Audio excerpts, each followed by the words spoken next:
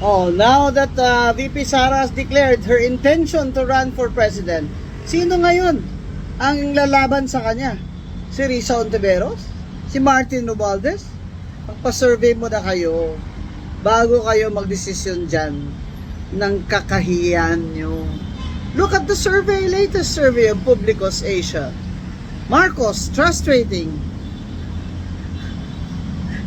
13%.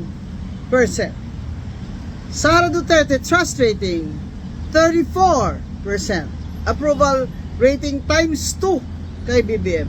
Yung kandidato ni BBM will inherit his survey rating.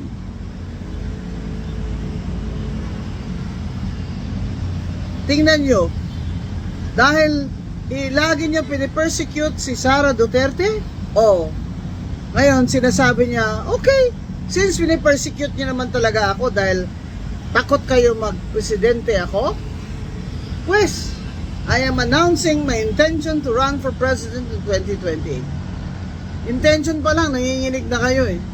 Kasi ang dami niyong mga kasalanan, mga magnanakaw kayo. Mananagot kayo.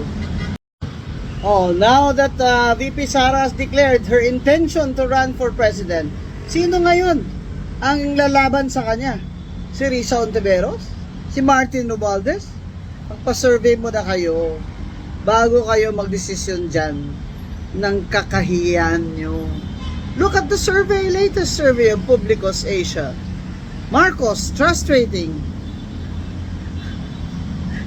13%. Sara Duterte, trust rating, 34%. Approval rating times 2 kay BBM. Yung kandidato ni BBM will inherit his survey rating.